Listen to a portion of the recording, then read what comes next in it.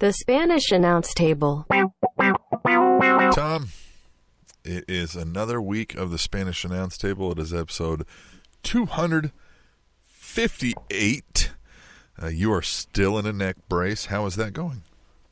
Well, it's not fun. I'm on the tail end. Next Thursday, I go in for x-rays.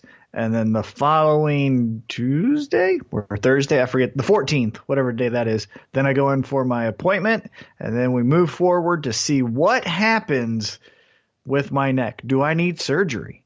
Am I okay? Or do I need physical therapy and then see if I need surgery after that? We shall see. But right now, just wearing this neck brace 24/7, 365. Feels that way at least, but 24/7 for sure. And just trying to get through. Done with April. So we are in May. That was April. I was in the neck collar the entire month.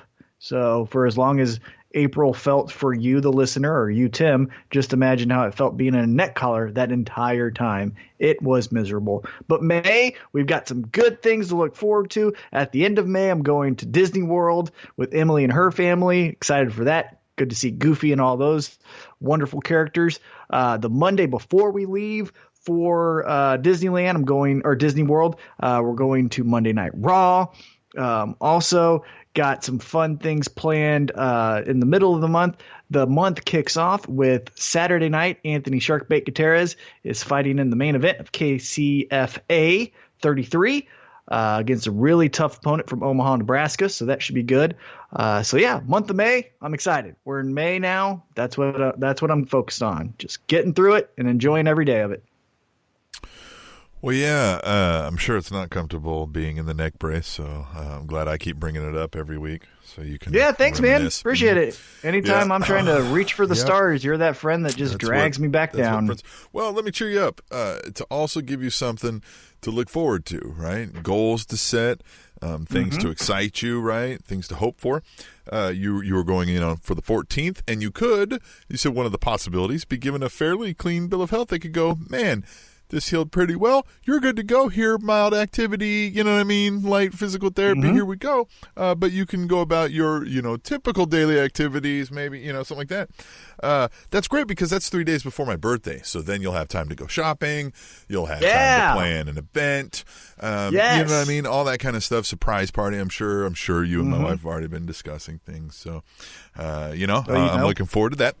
That's a great deal. Myself, I haven't done much, man. We did our typical family stuff, right? We had swim trunk soccer games, we had housework, yard work, the comedy club stuff, you know what I mean? How's the comedy club coming? I saw that they got a guy that was just on the Tonight Show that's going to be there this weekend. Well, and this past weekend they had Marsha Warfield, who was one of the bailiffs over on Night Court. I don't know if you ever watched Night Court. I remember Night Court. Oh yeah. Remember the I forget what her name was on Night Court, but not when it wasn't Bull, it was short black lady Marsha Warfield. Yeah. Oh yeah, she was real fun. The guy I really liked the most was her opening act, and his name was Aaron Urist, Urist. Super funny guy, out of Denver. He was just really funny, right? Like he had a real fun bit about the phrase "I love you like a fat kid loves cake." That was a real fun bit, like just because he's a fat guy, right? So it was just real fun. I won't spoil his act, but he was real fun. Then a local guy opened up, which is what they always do, like as the MC kind of host of the evening. His name was Tai Fu Panda. That's his name. That's his thing. I like it. And so he was a fun guy too, real nice guy to meet. So yeah, I forget exactly who's coming up. This thing, I just show up and I run the sound. I'm awesome at it, right? So it doesn't matter who's on the billing. I got you, man. I got you covered. Speaking of comedy shows, have you seen one thing that I did this week since the last recording is I watched the new Netflix special from Anthony Jeselnik. Have you seen that? Oh, there's a new Jeselnik out. Yeah. Like from 2019? Yeah, came out this week. Man, great. I'm going to check that out. He's awesome. So I tell you, the first one that did the comedy club was Colin Kane, and he's an insult comic of that level. I'd say just as good, like able to just pick folks out of the crowd and just drill them. Jeselnik, I'll have to watch that. That's a good one. Yeah. Yeah, well, he has the best opening joke of any special I've seen. It is spot on, perfect, and then he lets you know it's the best joke, and I agree with him. It was perfect. Yeah. Perfect first joke. So yeah, that's what I did. Also, I took part in the social happening. It was trending worldwide on Twitter. It made $1.2 billion in its opening weekend, but I took part, like so many others, watching Avengers Endgame. And I won't spoil anything for the people that may have not seen it. I assume the people that are listening to this podcast have most likely probably seen that movie. The majority probably have, I would imagine. But I will say there's a particular scene that I've realized I just can't handle anymore. I cry at this particular type of scene in every movie now. Because this is the thing. Remember when we started this podcast and I was like, love, stupid, dumb, that's for losers, settling down, like leaving the party at 9:30, all of that fun stuff. And I was genuine when I said all that. Yeah, I honestly believed every bit coming from it. It felt so true. I did too. And I tell you what, this Emily, she's got me all smitten and in love. And now there's a particular scene, and for people that have seen Avengers, you'll know what I'm talking about. But there's a particular scene that now I just bawl my eyes out. Just bawl my eyes out. Can't handle it. Oh, yeah. Well, I have. So I started watching on Netflix. Ricky Gervais has a new series called Afterlife. A guy has lost his. This isn't spoiling anything. This is right out the gate to set the tone, right? The guy's lost his spouse to cancer, and he's going to kill himself. And he got stopped shortly of doing it because the dog interrupted him, and he realized the dog was hungry. And as he's feeding the dog, he's like, I should be dead right now, right? He's like, if you weren't hungry, I'd be dead. And he's like nothing else matters, right? He's like, I can just be a fuck whatever, right? And tell people to fuck off, and if it just gets bad enough, I'll just fucking kill myself, right? Like, so he's going around being a fucking dick. Now, Ricky Gervais does things very, when he's directing things, like they're very well done. It's an art, right? You know what I mean? Wait a minute. Now, is this a documentary or is this like a scripted show? This is just him doing a scripted show, right? So kind of comedy, but then also very sharp. It's like a dramedy, if you will. Yeah. Dark comedy. And it's just, I've realized I can't watch shows about, losing a spouse. I'm like, nah, that's too close to home. You know what I mean? I'm like, no. I'm like, no. I can't watch it without it. I'm like, no, I can't finish it. Like, I can't do it. Yeah, it's very hard. So to go on the opposite end of the spectrum, and let me say, Avengers Endgame, 3 hours and 1 minute long. So it's a long, grab your lunch. Yeah, grab your lunch or eat a lunch beforehand and make sure you're ready for it. 2019, huh? 3+ hours. Ooh. But it was very well done. There's a couple inconsistencies, and for me, that's my beef with more sci-fi and fantasy than it is this movie particular, because I just don't get things like, oh, all of a sudden now the person in distress has this ability that we never knew of. Funny how you just wrote that to be available. But that aside, movie was fantastic. I think in 2019 there should be a mandatory. If a movie is over 1 hour and 45 minutes, there needs to be a built-in mandatory phone/social media break built in, like an intermission.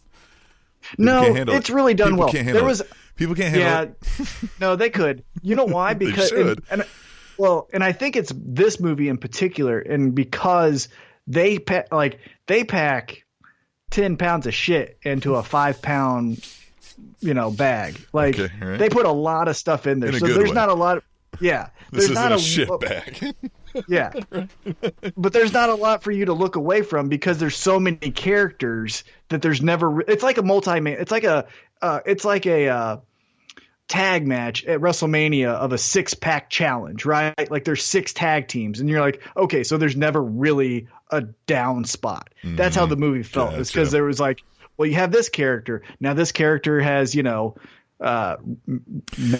match in the So if you're invested, there's no way you could be bored. Essentially, even if you're not, I feel like they just go to the next story, and you're like, okay, where am I going here? So I thought it was a fantastic movie. Hey, how well does it go over to in Spanish Announce Table 2.0 to name the episode "This Isn't a Shit Bag"? Yeah, right. I like that. I don't know. Yeah, I mean, I'll put this down with a question mark. We'll come back to that in the notes. Yeah, this is tentative. Yeah. Penciled in. Working title.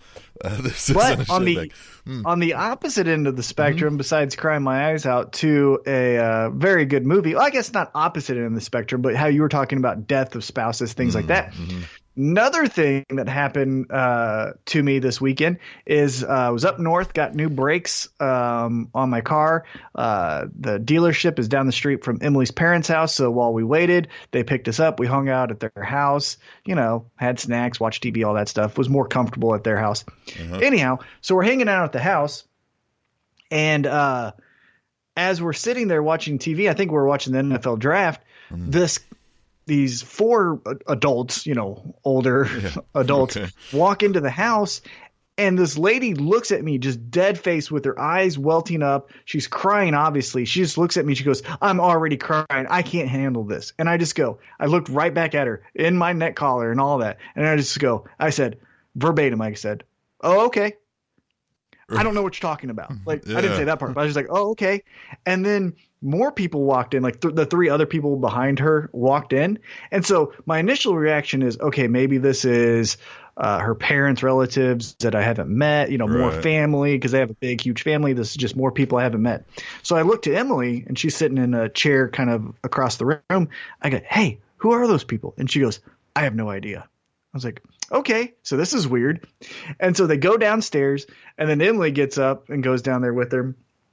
Apparently, the week before, these four people knocked on Emily's parents' door and was like, "Hey, just want to let you know we're going to be walking through your backyard," because they live on the 4th tee at Tiffany Springs golf course, okay, right?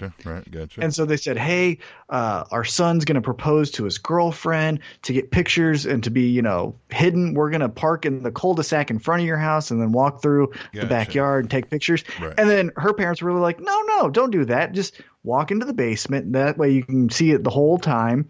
And then, you can walk out the windows. You can't see from the tee, so no one will notice that you're there." And so they were downstairs. We didn't want to intrude. So we were watching upstairs in the kitchen, and we watched this guy propose to his girlfriend, and they got engaged. It was perfect. So it was a group of four. It was a dad, I assume a brother, then the guy, and then the girl. And so there's a pond as a water hazard in front of the hole, right? So there's a hazard to get over the water to then make your par or whatever, right? Dad hits it over the pond, fine. The brother hits it over the pond, fine. The guy hits it over the pond, fine. The girl gets up, moves her tee up closer to the, closest one to the pond, because, whatever. She hits it, and Jesus Christ, a fucking dog could have hit it better. Like, the fucking thing just sucked and just right, and just goes like that. So as she goes into her backswing, the guy walked to his golf cart, grabbed the ring, and then gets on one knee, right? So as she goes into her backswing, he's on one knee, gets in one knee. She hits the fucking ball. It sucked dick. She throws the club. It was the worst shot I've seen. I could have kicked it better. She throws the club kind of just like out, like, God damn it, kind of, that with that body language, because it was too far. I couldn't tell what she was saying. But she throws the golf club, 3 feet away from her, and then she turns away from him. So she does like a circle going away from him, and she's like kind of has her hands up in the air, and then she goes and she like turns right into him, and then she just goes, "Oh my God." And then they say yes. It was perfect though. Like that's going to be a good story. That is good. So got to see an engagement, got to see a movie, got to see Anthony Jeselnik. So the full spectrum of emotions. So before we get into the wrestling then here, coming up in some wrestling news, I'm going to give you a Germany story that surrounds around death of a loved one that kind of I remembered just now. Okay. So this is before 2000. I mean, this is 2008-ish or something, right? This stems on MySpace. Okay. MySpace. Now, this is MySpace kind of nearing its end. Facebook starting to kind of come up time frame, right? Yep. So I'm kind of haphazardly checking MySpace, and I get a message from somebody that I have no clue, and it's a German girl, and I'm like, that's odd. You said, "What's up?" So I read the message, and it was like, "Hey, this is really gonna be weird, but I just felt like I had to reach out to you. And I'm like, okay, whatever, right? Like what? And then she was like, I was looking through profiles in the area and I saw yours, and it legit. I stopped because she's like, you look like my fiance. She's like, full disclosure, my fiance died 6 months ago. And she was like, but we were together for 3 years. Like, starts going on this thing, and I'm like, okay. And attaches pictures.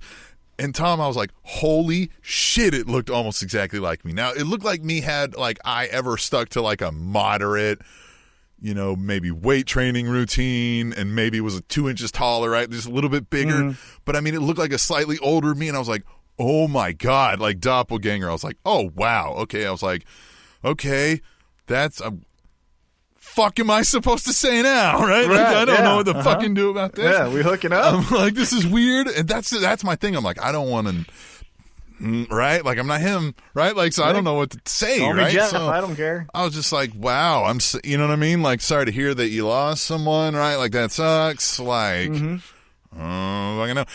And that kind of, like, she said a few things, and then was just like, anyway, like, sorry, it's probably weird I said anything, and I kind of was forgiving that, like, yeah, whatever, Yeah, it's from afar. Like, the town she lived in was a couple hours away or something.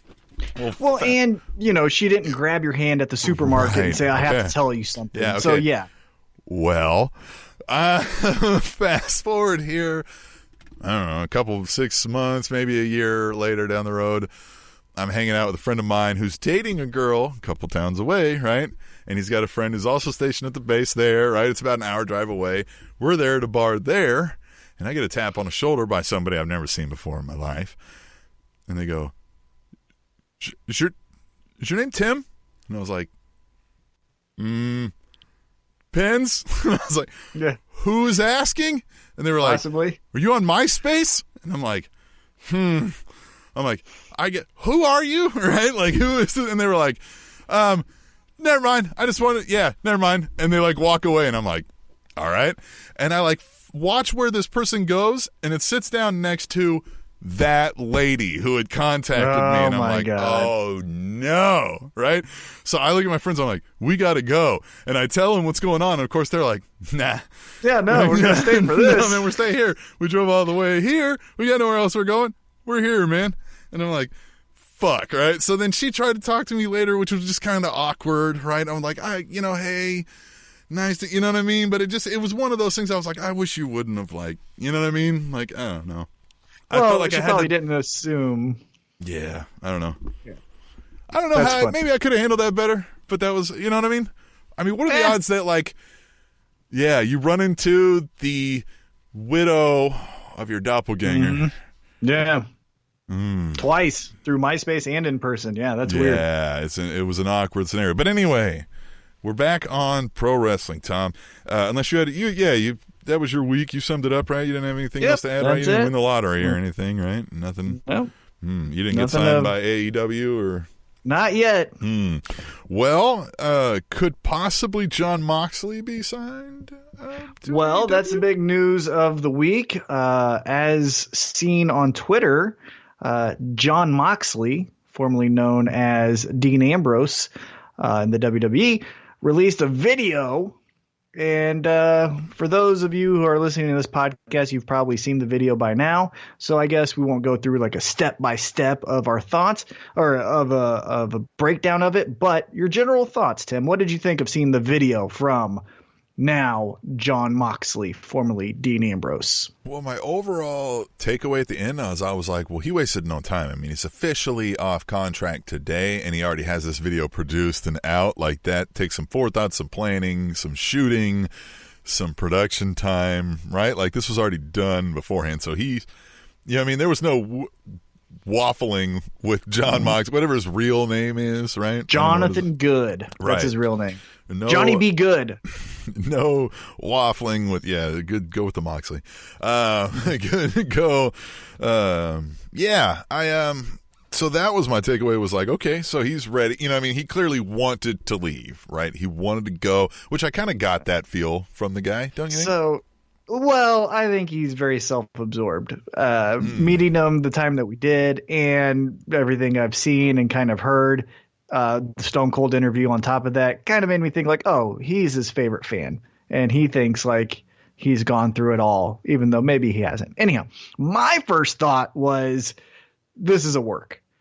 Because of this reason, look at everyone else who's left the WWE. Now, I thought it was a work, but maybe it's from AEW doing the production. But this is my first thought. I go, Jesus Christ, consider this video in relationship to everyone else who's left the WWE and then said, I'm on the indies or I'm back, right? This had the biggest production value, fake cops, fake wall being broke down, fake fence with the barbed wire, a fucking dog running. Like, that wasn't $10 in the backyard on a fucking iPhone. Right. That's what I mean. Like, this was a production. So you're right. Yeah. Okay. And so I thought, like, okay, so he didn't pay for this shit. Like, that's like, unless he never spent a check he made. He's the kind of guy that has like a coffee table and a fucking cot in his one room apartment somewhere. Then again, so a guy that has a coffee table and, a pack of cards is going to spend, going to spend $150,000 on a promo video for 1 minute? No. For so I thought, defined promotion? Right. Are they just flipping his character? Are they going to start calling him Mox or something? I don't know. It just said Mox, Jon Moxley. Yeah. So I thought either this is WWE working us Summer of Punk style, right? Mm-hmm. Or this is AEW saying, hey, we got some money. We can do some production. Check out what we can do. That's my two trains of thought. I did see. Now, what did you think? Go ahead. Well, I did see some conspiracy theories on there that like there are hints that like there was a pair of dice that showed 2 and 5, which is May 25th is the date of their thing, right? And it's dice and it's Vegas and Room thing I didn't understand, but apparently he's like a musician, so maybe he plays at the Viper Room. Maybe there's a wrestling show at the Viper Room. I don't know. Who the fuck knows? But I thought the breaking out of a cell, the one dog who I'm assuming is Roman Reigns chasing him, his alluding to his past of the hardcore matches where he has the barbed wire around his arm. I did find it funny, and I usually find this funny in UFC, pro wrestling, really any type of promotional video that does slow motion working out. I find that funny. Yeah, like there was a slow-mo of him doing a burpee. And it's like, you realize anyone can do a fucking burpee, man. Like, that is not impressive. Oh, you're showing us you're dedicated. Yeah, and it was the part where his like dick hit the ground. It wasn't like a hard part where it like got up. It was the easy part of just falling down. The falling, smashing and then his like dick the on the slow motion, and then like the slow motion punching of a bag. I don't like that when the UFC does it. I don't like that when TNA did that with Bobby Lashley. Although I like the working out, but clips. Show me you running.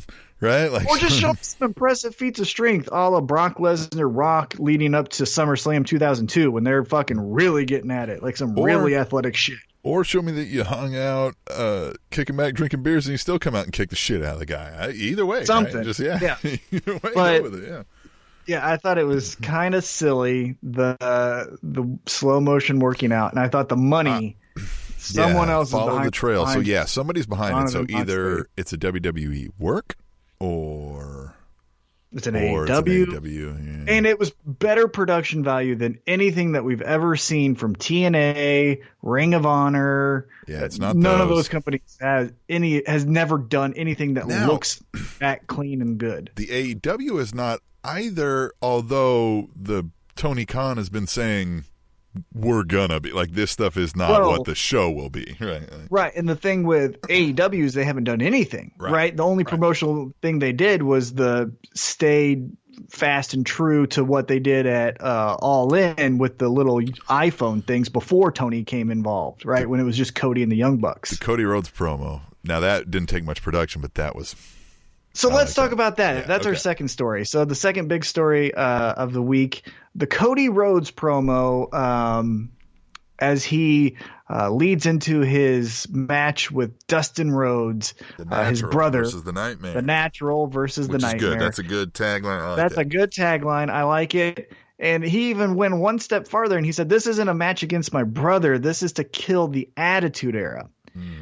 Here's what I will say about his criticisms.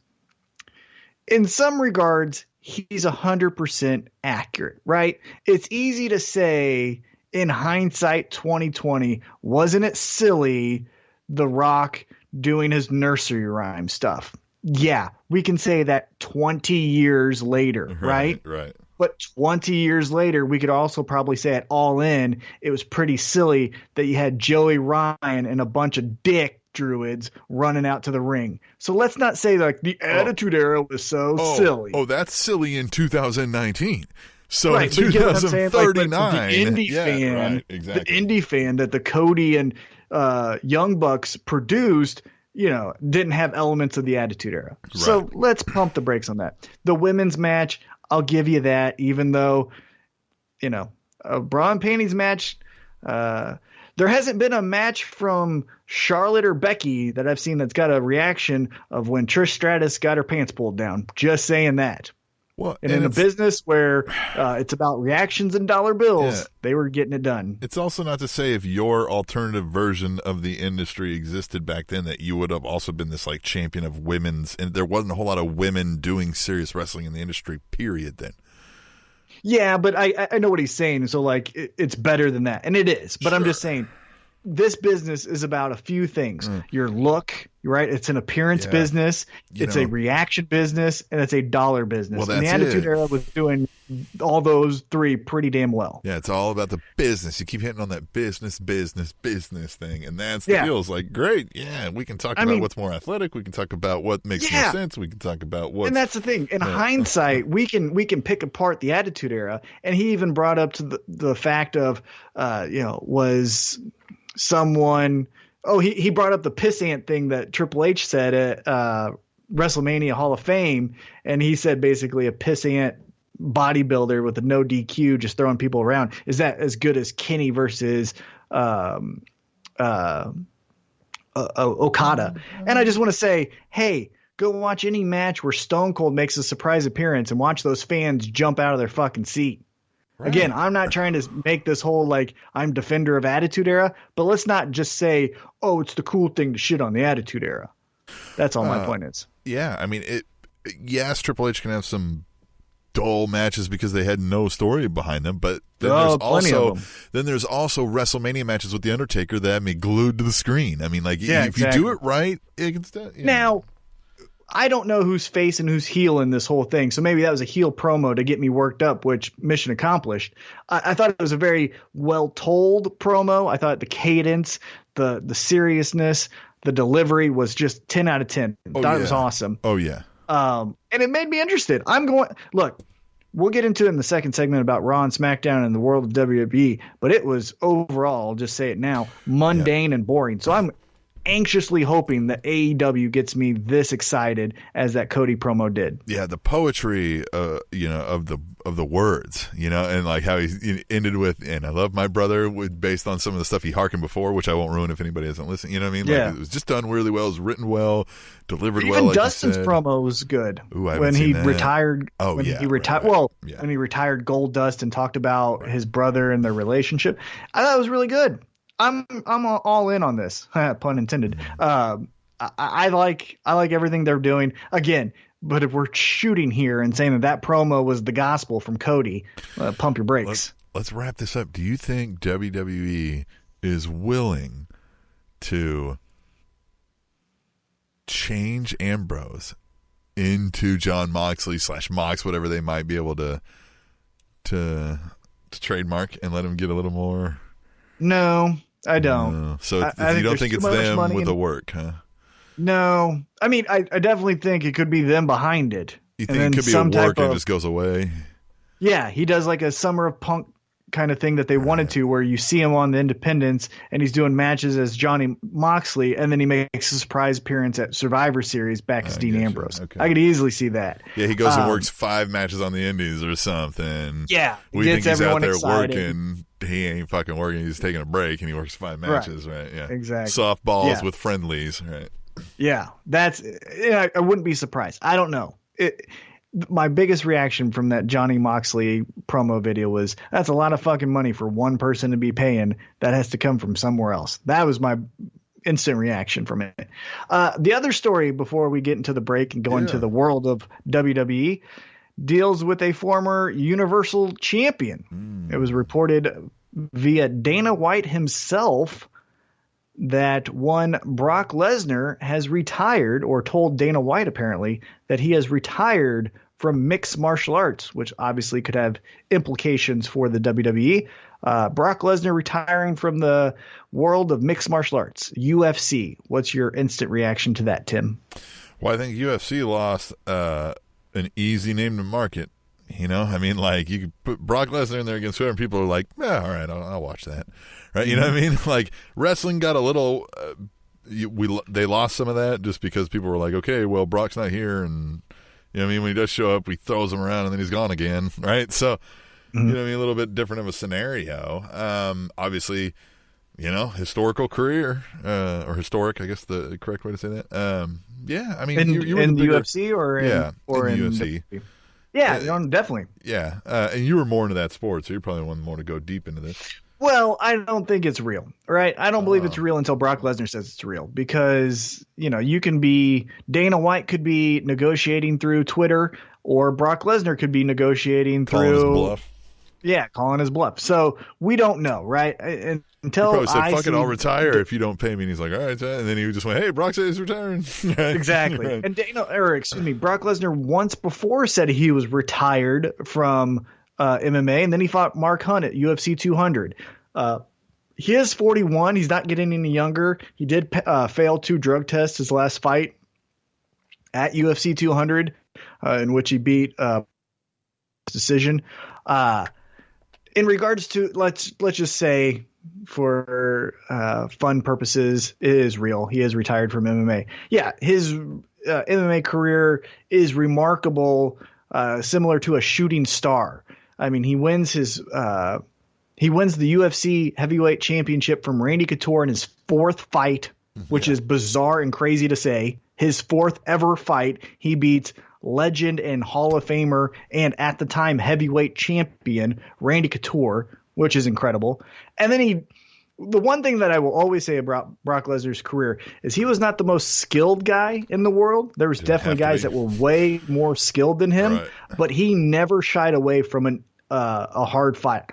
He fought every tough guy. Alistair Overeem, Cain Velasquez, at the time Shane Carwin. His first fight in the UFC was former UFC heavyweight champion Frank Mir. He fought the murder's row for his experience in the UFC. So I will always give him props on that. Let's test your stats, and maybe you have to pull up a Wikipedia. If it ends now and he's retired, what's his UFC record?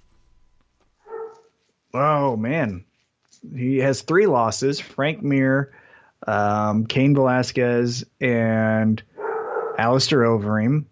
He has Hongman Choi, or not Hongman Choi, but I can't remember that guy's name in one.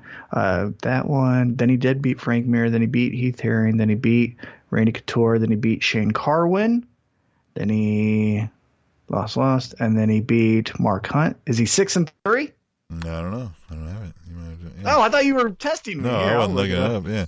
How many title reigns? Just the one title reign, or what? Just the one? Yeah. But yeah, I mean, and did he defend it successfully a couple times? See, I don't really follow this. Yeah, one of the best fights. Oh, he's 5-3 with the 1 no contest, which was the fight with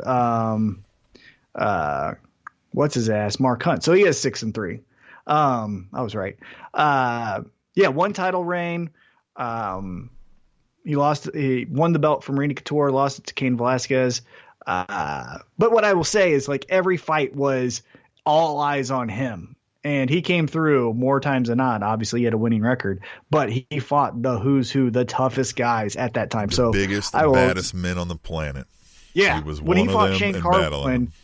Yeah, when he fought Shane Carwin and defended his title, Shane Carwin was known to have, cinder blocks in his hands. So it was incredible. If they talk about, society's lost to history, and we're talking about that, and they talk about the gladiators of the time, these are the guys. And Brock Lesnar was in there mixing it up with them. Mm-hmm. So, yeah. Definitely. But now, what do you think this means for WWE? Because it's already been announced he's going to be a part of that Saudi Arabia show in the summer. So is, if you caught the press release, Goldberg. So we get to see Goldberg come back. That sucks. Well, it does suck, but here, I'm wondering if WWE doesn't pull the, hey, we're going to SmackDown to Fox. We got to get big ratings. We're going to bring on and pay them to be here regularly Lesnar, Cena, Goldberg, right? Like, we're going to get the names again. We're going to throw the money at it, and we're going to go. I could see – I would not be shocked if you saw Lesnar on the debut episode of SmackDown on Fox, right? Mm-hmm. That would make 100% sense. Yeah. I Cena. hope – yeah, I mean, as far as that first episode. But I could see Lesnar being a kind of semi-regular competitor on SmackDown instead of Raw. Every other week, maybe, kind of thing. I would just hope that they've learned their lesson. And, you know, Brock Lesnar is a fun special attraction. I've always been interested in his matches because they can be train wrecks and they always feel like this. There's always a sense of like, could this go rogue and Brock Lesnar really fight Braun Strowman? Like, there's always that sense. It's that Andre the Giant, you never know. Right? Like, if and so I've always enjoyed that. Guy's dead. Yeah, I've always enjoyed that about his matches. Yeah. I just hope that the lesson that they've learned is we can keep doing that, and that can be fun for a segment of the audience, but let's not hold hostage any type of title, because then that kind of stalls the show. And that's the part where I hope, you know, bring him in for a match with Braun Strowman. You're right. Or bring him in for a match with Lars Sullivan, but just have it be two guys, not for the fill in the blank championship. Just have it be a special attraction. Unless Lesnar's demanding, I've got to have the title too. Well, then if that's the case, then fuck him, because that story's ran its course and it's dry as shit. So fuck him in that regard. Money talks, man. We shall see. Yeah, I don't know. He don't talk because his ratings are fucking that good. I don't know, man. I think it just depends, man. Yeah, I think I wouldn't mind if he retires at this point just because it's oversaturation. Well, I wouldn't mind if he retired from both things, right? He just rides off into the sunset and we just never see him. Yep, never. Yeah, that'd be great. But he'd probably love that too. Yeah. He probably doesn't want to see any of us. He probably hates all of us.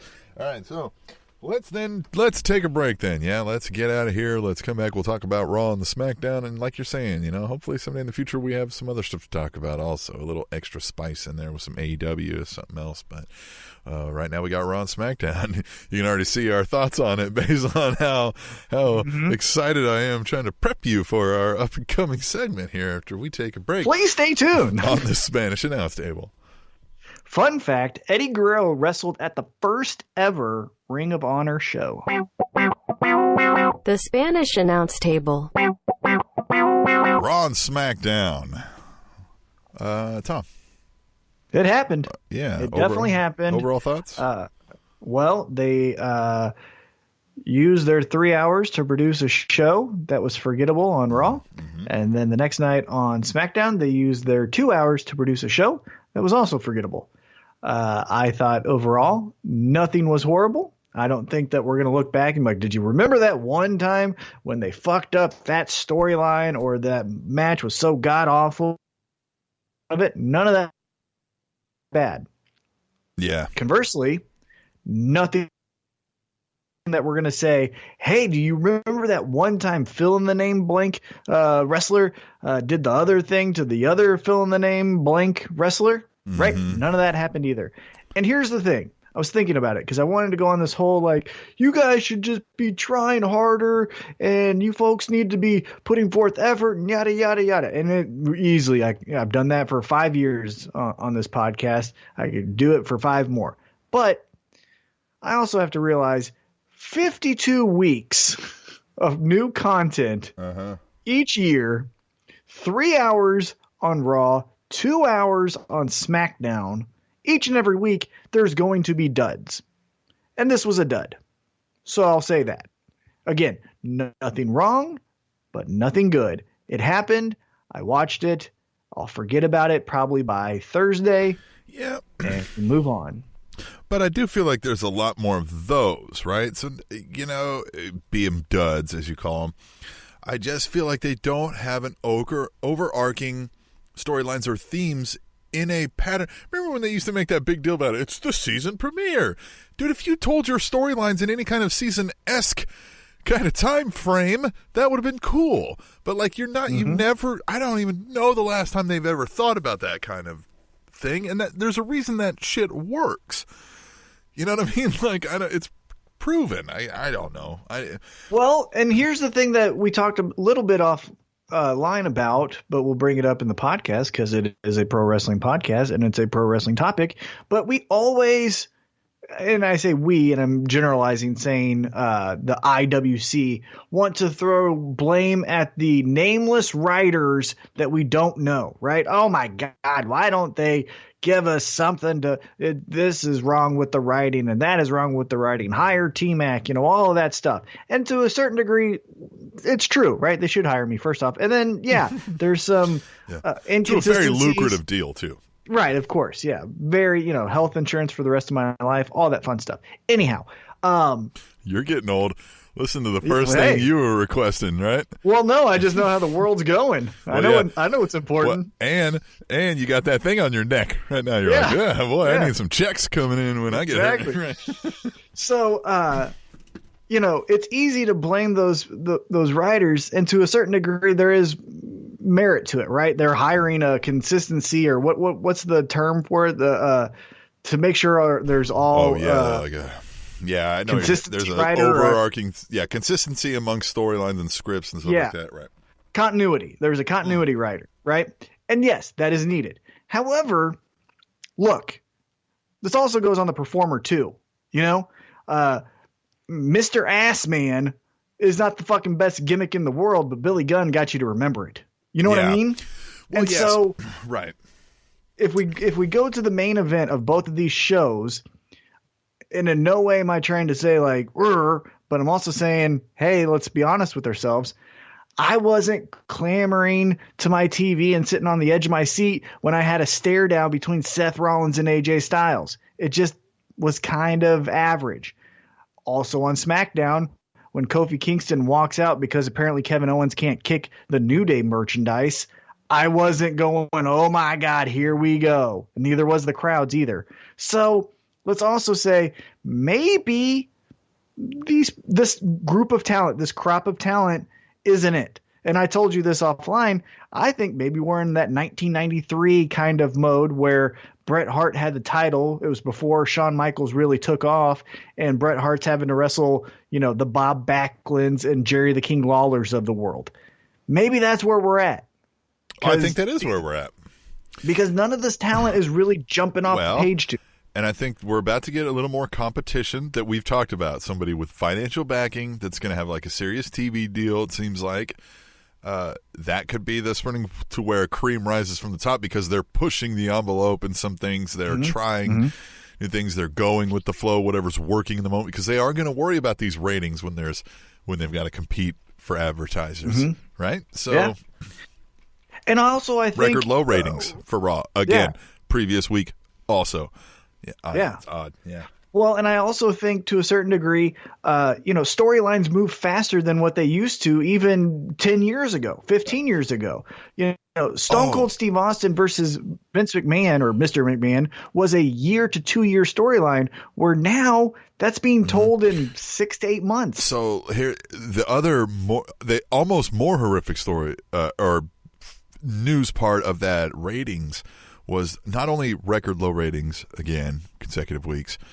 The drop was record also from hour 1 to hour 3, right? I don't fact check, but there was some like 18% drop and only 1.9 million people watched the third hour. That's impact numbers of some level. You know what I mean, guys? Whoa, it really is. Whoa, that's bad. Something's got to change. Yeah, it's very bad. And towards the end of last year, we were all clamoring for the Becky Lynch, the man, and it was great. And it is still kind of good. Becky 2 belts is something that we can talk about. She's trying her best. Right. But, post WrestleMania, it's just, hey, guys, I'm here defending this title and that other title on all shows. Okay. And 2 blondes from the Carolinas don't like you. Right. I don't know why yet. Now, I get the Charlotte thing. I don't get why Lacey Evans, it really hasn't been explained to me. But if you follow him on Twitter, which you want me to watch 3 hours of a show and then also follow these people on Twitter to stay up on your storylines, God forbid, Jesus Christ, let's, calm it down a little bit. I don't know. It's just they give us certain things, but it's in spurts and it's not consistent, right? We also talked about Becky Lynch being the hottest thing in the world. Here's the easiest storyline to tell. And then we had this clusterfuck of Charlotte heel turn and Ronda heel turn and all this other stuff. They still are writing as though it's this. They're doing great things at the Performance Center NXT in this, that we've got to build these great characters, right? Let's find these people who can fill these great characters that feel natural. They work on them. They invest in them. We practice them here in NXT. We put them on the road a little bit. Now we get them to main roster. Great. You guys are doing great there. But you're writing it as such as like, as soon as we figure out this great character, we're going to put them on here, and the storyline will just find a way to kind of write itself because it's such a great character, which is not how it happens. You need to be that Performance Center and that kind of scouting thing is you need to be thinking ahead and thinking of storylines that involve certain characters that you need to be finding fits for. You know what I mean? Like, that's the kind of route you need to be going. You need to be telling me storylines and working characters into them. Yeah, and I'll bring it up again, and I've brought it up, dozens of times before, and so, sorry that I have to do this again, or that I feel that I have to do this again. But to your point, the biggest example of that is Bayley, right? She starts off as a character that's inspired by the bright lights in the ring, and this is a childhood dream. And by the time she gets on the main roster, she's just a grizzled veteran who doesn't hug anymore and hangs out. But she's still a hugger, right? Well, no, she's not. Remember, she went over SmackDown and said, when she came over SmackDown, she said, I left all my hugs at Raw. So if you're a hugless hugger, then you're a gimmickless gimmick, and you need to do something besides just wrestle and have some inflatable things that were cool in the 2000s. But there's no storyline. If you give TV time to that, right? But I got no hugs, and then there's no. Well, but then yes, and I agree. Yes, there is no. And I'm picking on Bayley because I loved Bayley. I had a Bayley t-shirt. Remember that? I had the Bayley t-shirt that I would come into the studio with. Yeah. I love Bayley. I love that character if it was a character. But it's a little bit on the performer too, right? So if the creative isn't doing anything for you, we need to do something, right? Yeah. Do some type of crazy move or have some type of weird catchphrase you're working on. Stone Cold Steve Austin, after he cycled through the Vince McMahon storyline, he started doing the what chant. Right. And that got over, and it's still, resonating today. So you still do things. It's arguably bigger than the shit he was doing before. Yeah. Right. It's had longer lasting impact on the current crowd. Yeah. Right. And so that's the thing is, if something's not there for you, do something for yourself. And it just feels like both sides are just saying, let's get through. Here's what we got, though. When we talk about the man, Steve Williams, right? That is Steve Austin, if that's his real name, right? 10 times out of 9, right? He's going to be the most charismatic guy in the room. He just has that about him. Yeah. So there is some of that also. That's a high bar to hold pretty much everybody too. So if we don't got these people on the roster, then we've got too much content that we're trying to fill. So again, it needs to be based around the story lines that you're fitting these characters into, and it needs to be much more driven where you need to be spending more in writers and acting coaches and, producers and agents that are working on that. Here's how we need to get across this in the script or the feel of the, you know what I mean? Like, it's just got to be that way. I agree, but I'm just saying, the man got over, Becky Lynch's The Man got over just because she kept repeating it and it was controversial. And then WWE said well, okay, we'll run with it. That was a self-initiated, talent driven gimmick. Right. And that's what I'm saying. Yeah. Some of these people, Liv Morgan, for example, Morgan on Instagram stood in front of the Smackdown sign, because now she's on Smackdown. And her comment, which infuriated me, was, tell them that you miss me. Well, no, that's not my job to start every hashtag for people that are down in the dumps on where they are creatively. That's on you to get through. Right. That's what I'm getting. Well, but even the Becky Lynch thing to me, it feels like it's going to fizzle out because they don't have anything to do with it. Well, yeah. Now that's on the story. Yes. Now I agree, but I'm just saying, maybe we can. If you're going to have a mundane week like this, which it was, and everyone I think would agree to that, even the talent and writers themselves, then someone needs to try some things, right? If you know that next week is kind of a throwaway show, try a what chant. Try a, Mr. McMahon. I don't know. Try something where you're going to, take a chance. Right. And now you have the alternative of AEW. So if you get fired, guess what? Go over to our fun sister, competitor AEW. Like, it just feels like no one's trying. It just goes like, it's going to sell out SummerSlam. So let's just buy our time, get by, and we'll get to SummerSlam. And then after that, what'll sell out? Survivor Series. So let's just get through. We'll put the fun matches on paper, and that just doesn't. Like they are a rolling train, but there's nobody with an overview of the rolling train and directing where the train's going. It feels like it's just I don't know. To even go further along with that analogy, this is how I feel with the WWE. It feels as if, because, WrestleMania was the biggest crowd in MetLife Stadium history, right? Their record profits for the first quarter, I think it was. All of these amazing things. This is how I feel, if you want to keep with the train analogy. Everyone's at the front looking out the windows saying, look where we are at now. Look at that big building and that big building and all of these amazing, the forest over there. And oh my God, that river is so beautiful. Meanwhile, the fucking caboose is on fire and no one's fucking talking about that. Right. Yeah. Nobody's looking. Right. Yeah.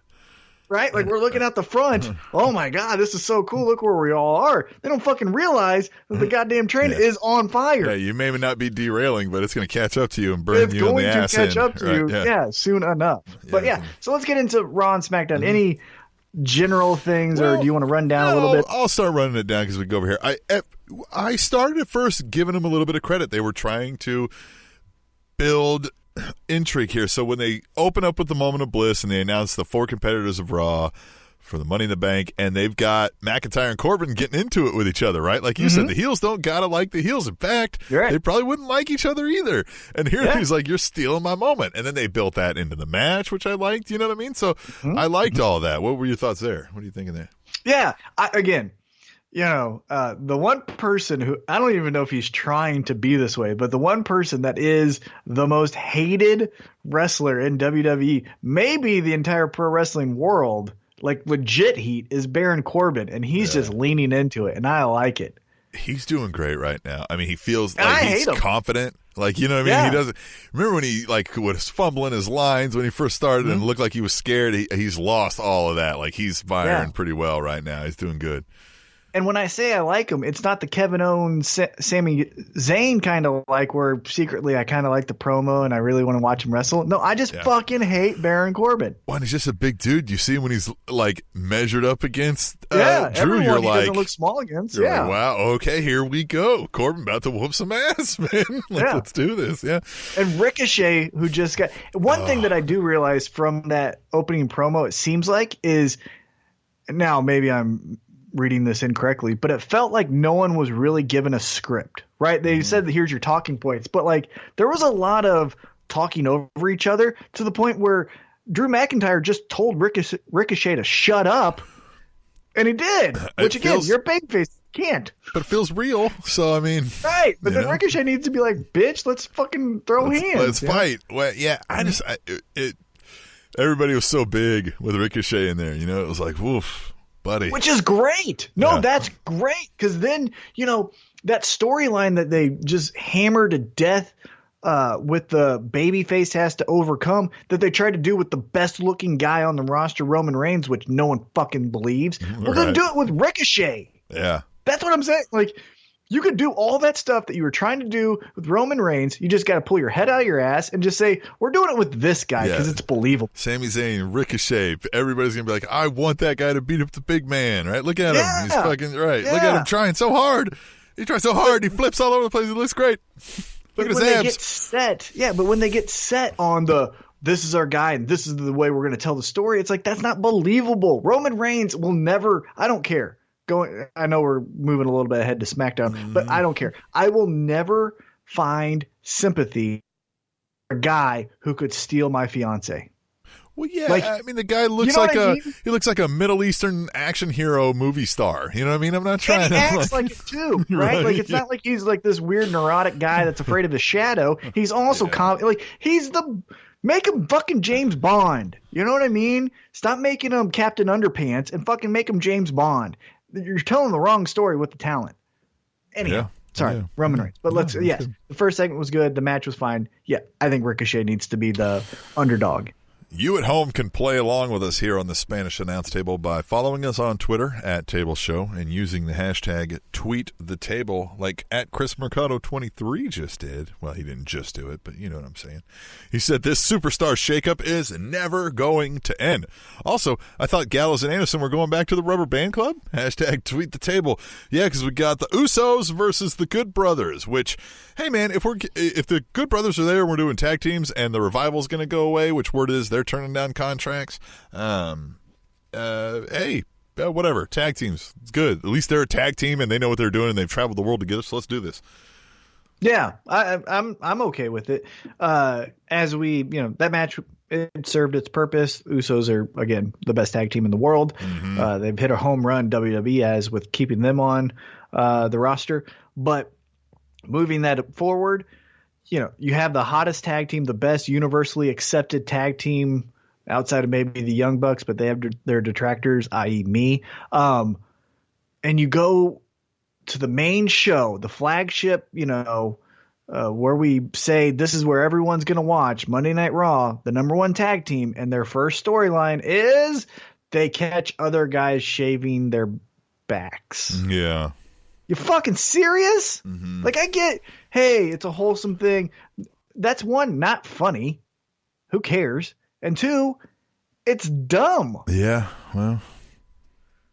It's dumb. And it's the best tag team. It's not like you're trying to get a tag team some TV time, right? You could do that with, back in the day, American Alpha catches the Revival doing that. Okay, they're a mid-level, getting them TV time. Yeah. The Usos are your main shit, man. And their face, like, here, you know what I mean? Like, if they were the heels and they were fucking with a face Revival bunch to where we're finally, like, sympathetic and we're like, I want the Revival to kick their ass now. These guys keep fucking with them.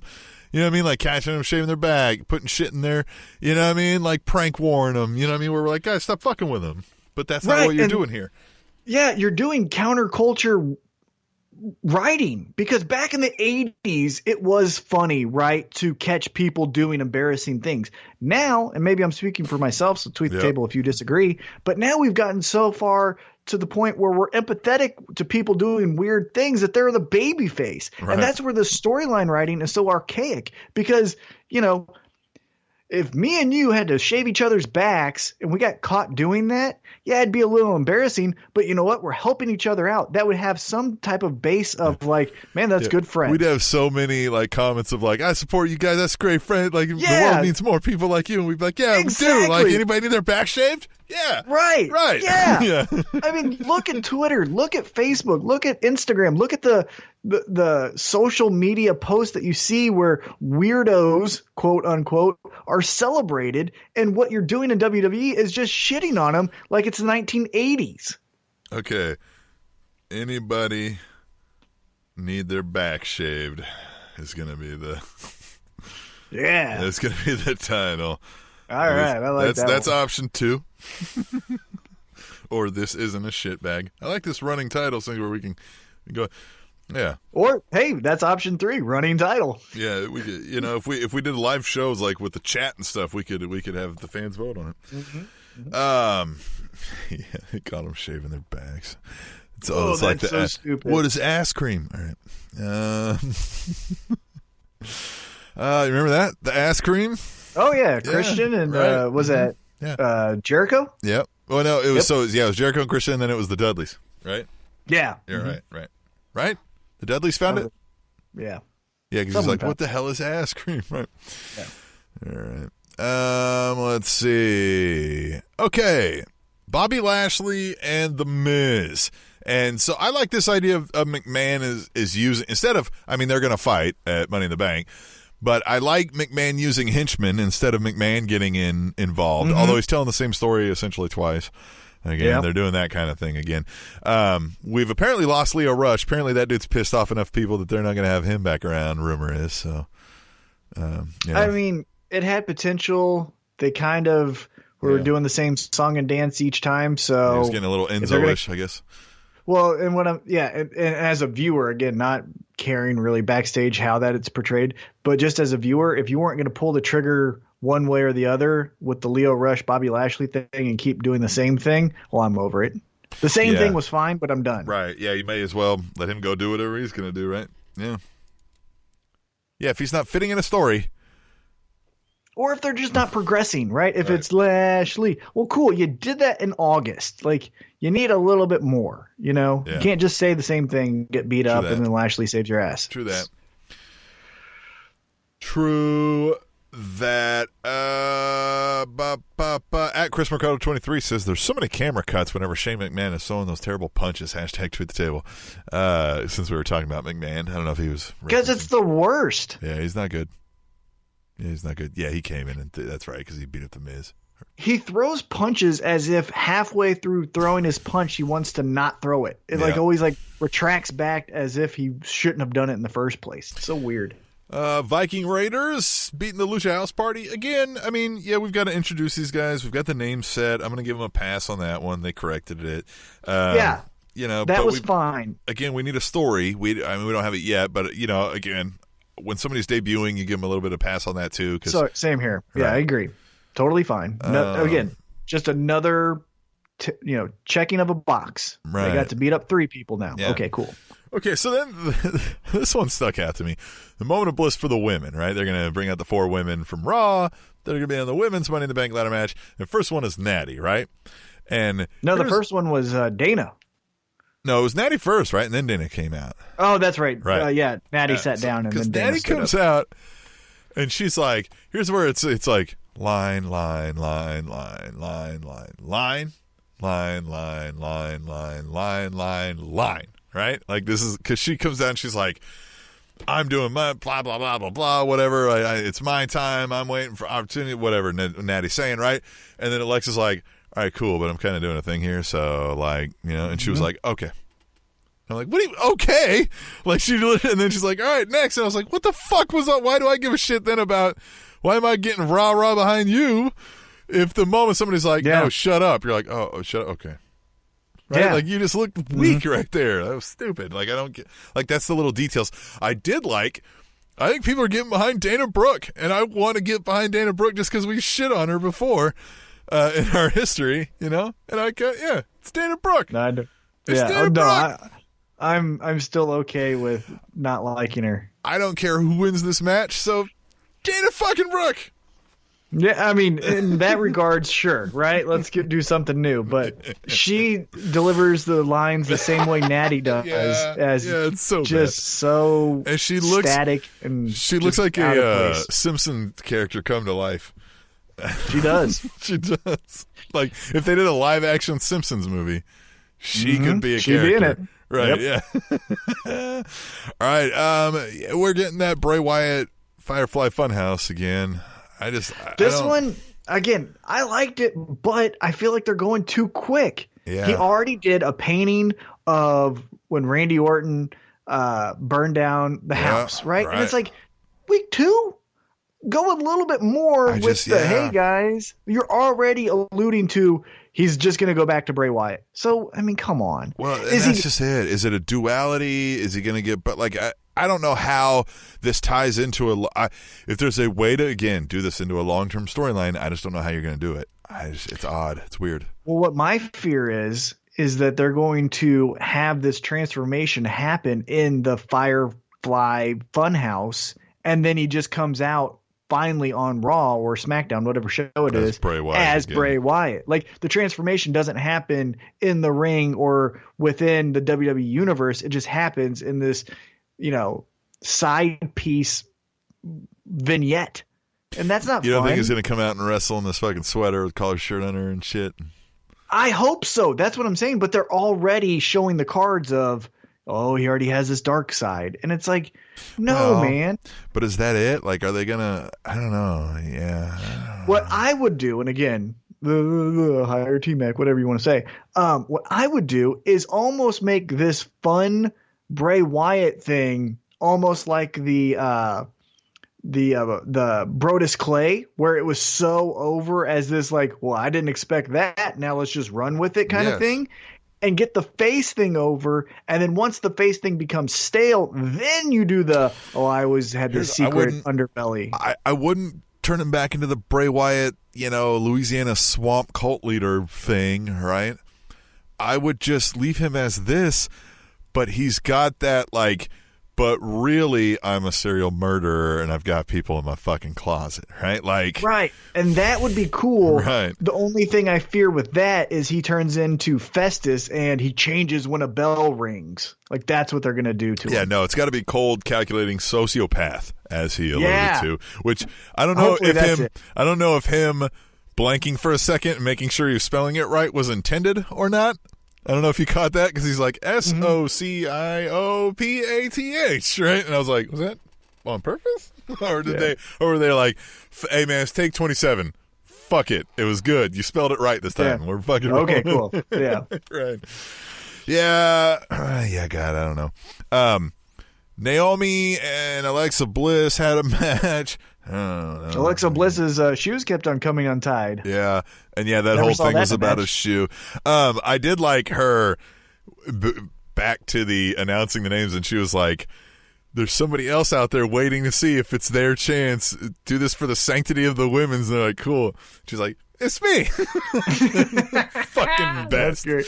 Yeah. She's the fucking best. Yeah. Now I do know that Eddie Guerrero, Kurt Angle, for anyone listening, like, oh, obviously that was another shoe thing. I'm just saying it seemed like a real issue. But anyhow, go ahead. Sorry. We saw Dominic again. What do you think?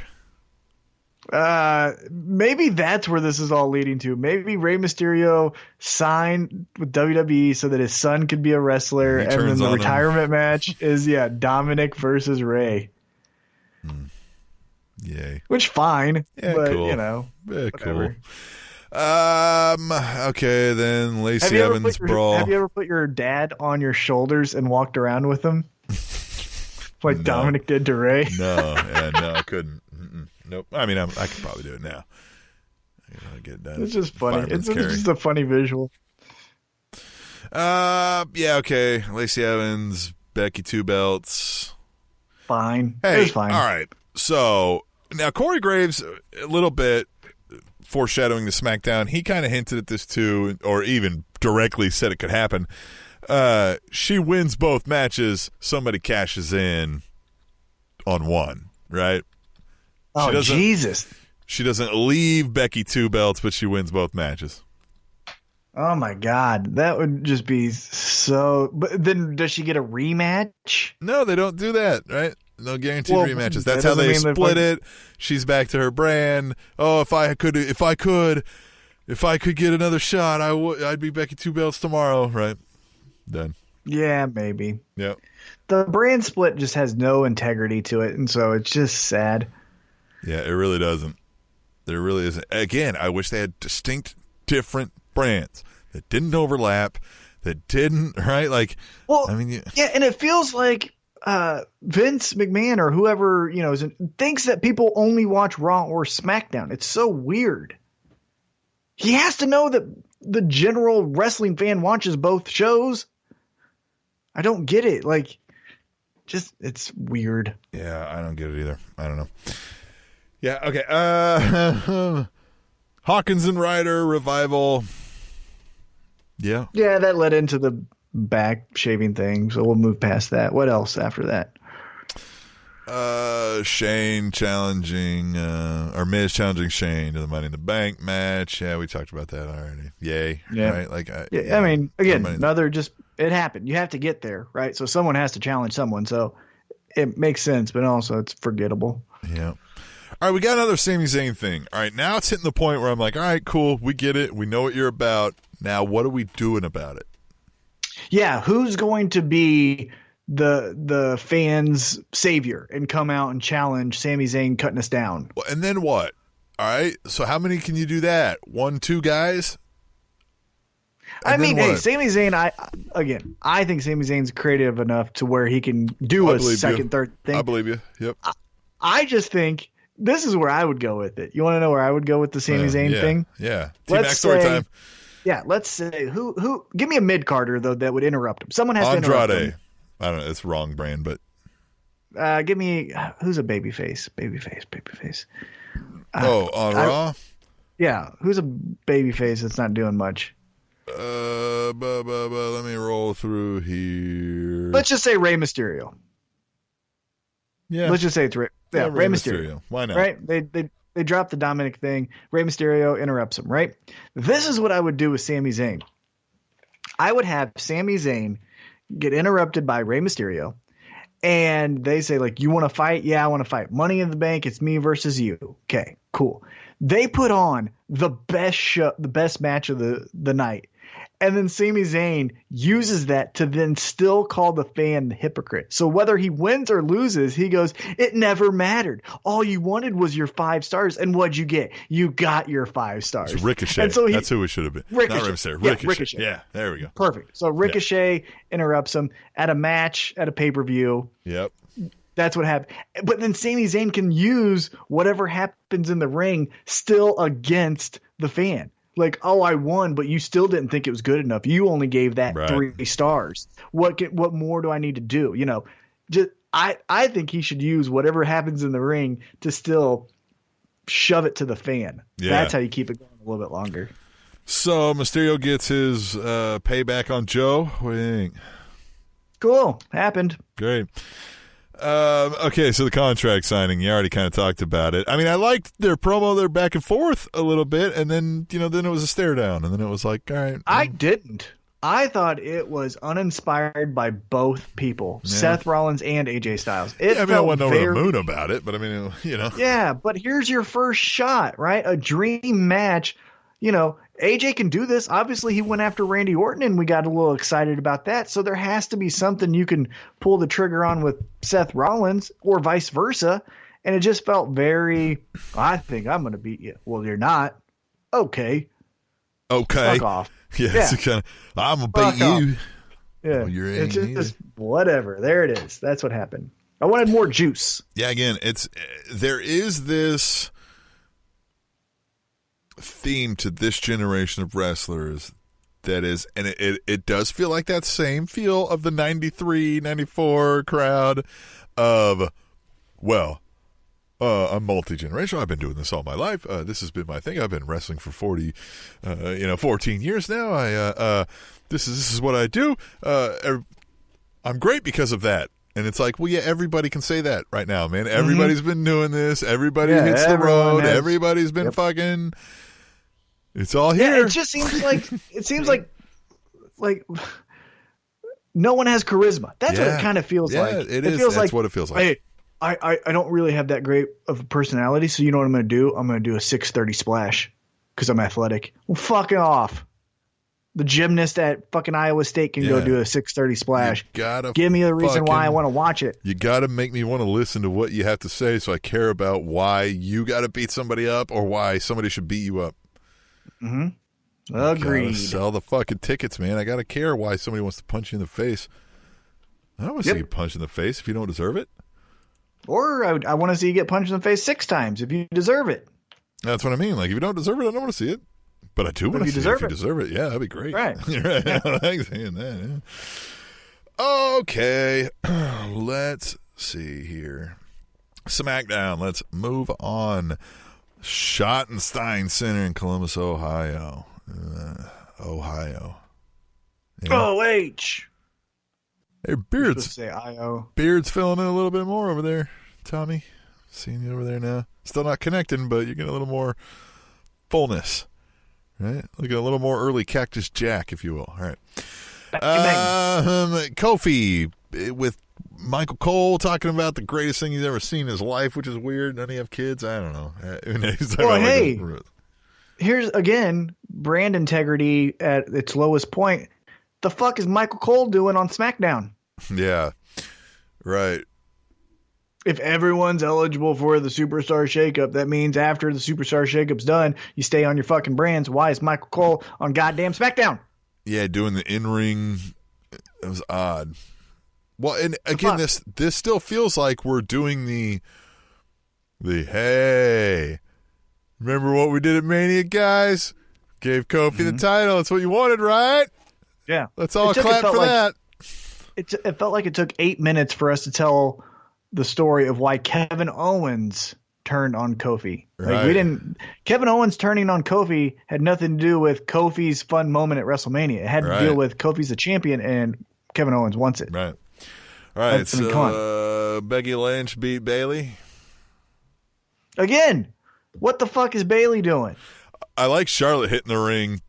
You know what I mean? Putting some boots to a face, right? Like, well, boom. And that doesn't even make sense. Like, if you're not, unless this whole losing streak of Bayley leads to something, which I don't have confidence it will, then why don't we save a loss for Bayley and just have Charlotte go out 5 seconds earlier before the tap happens and just beats him up and it goes to a no contest? The fuck are we doing? Yeah. I mean, it makes sense. Yeah, it's just, it's not. Fuck are we doing? Yeah, what the fuck are we? What's the big fucking deal? I sent that to you the other day just as a fun. Like, hey. I would listen to it today. It was great. What the fuck are we doing out here?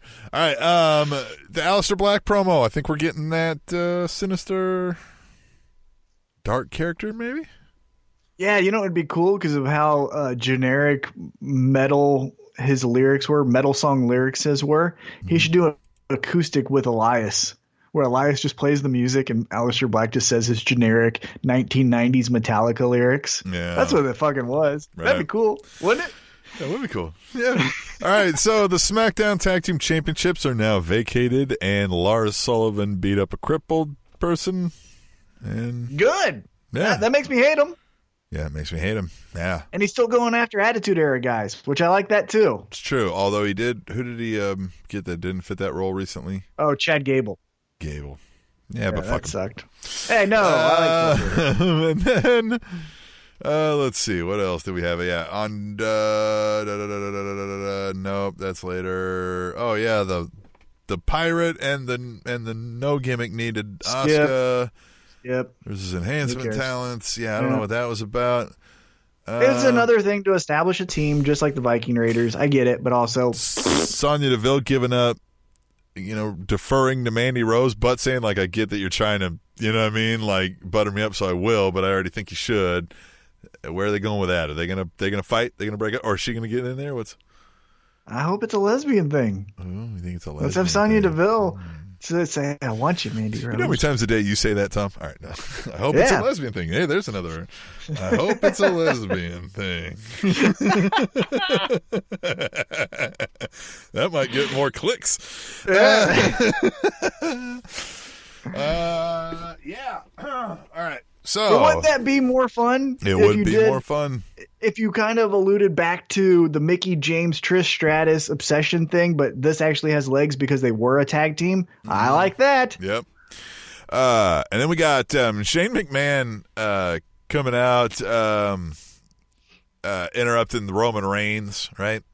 And I like how he had the announcer Greg Hamilton. He was like, "Please give me a short and low key introduction," right? And has him do that. By the way, Shane McMahon calling out Greg Hamilton's name more than Greg Hamilton's wife's called out his name over the past couple months. I bet, right? I mean, like he's giving him more mic time than anything, right?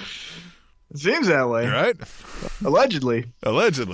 Well, I mean, Jesus, how many times have you heard Greg Hamilton lately? I never knew that guy's fucking name until now. Like, goddamn, man. Fucking.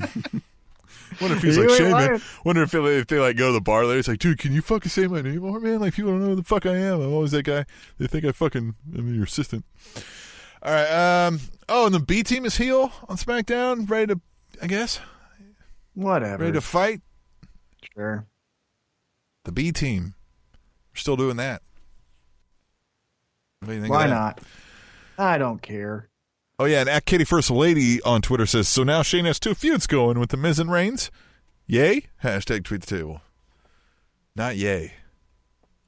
I mean, I like that he's doing that, right? He's got Elias, he's got Bobby Lashley, right? If he's leading these guys, or using them to do his bidding, I prefer that. Yeah, because it makes him more hateable, and then it can actually lead to a payoff match that makes sense. But, yeah, I don't know, whatever. It's fine. I think it's fine. Again, sure.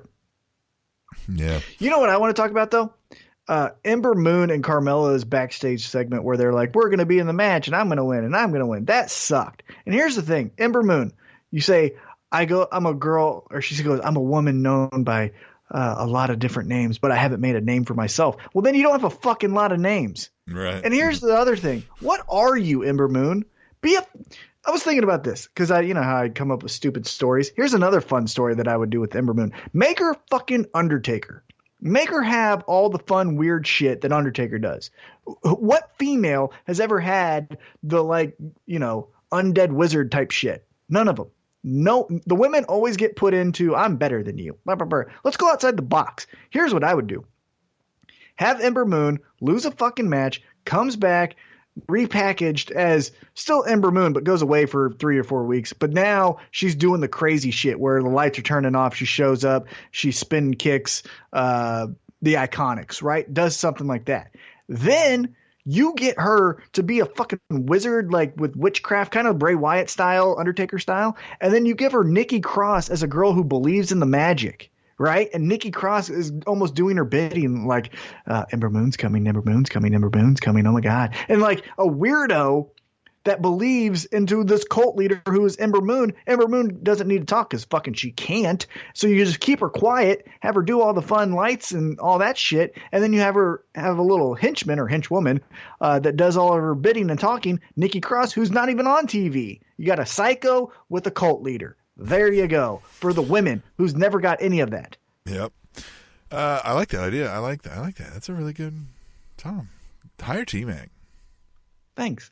Balor and Ali beating up Orton and Andrade. Yep, it happened. Hey, they're going to be in that Money in the Bank match, so we got to make it a tag match because there's 4 of them. Because there's 4 of them. And then the Owens Kofi thing that you alluded to. Again, I liked it as far as it happened. Closing the show, I thought it was a little bit of a layup. Yeah. I don't understand why Kofi got upset that Kevin Owens kicked merchandise of his friends. Like, that got you over? Well, I mean, that really got you heated? He's upset, Tom. It's the symbolism of it all. And the only thing that was a little sad is the crowd sat on their hands when Kofi walked out with no music, right? It was meant to be like a real, I'm a fist fight you. I'm not waiting for music. Okay, I get it. But the crowd just went, oh, hey, it's Kofi.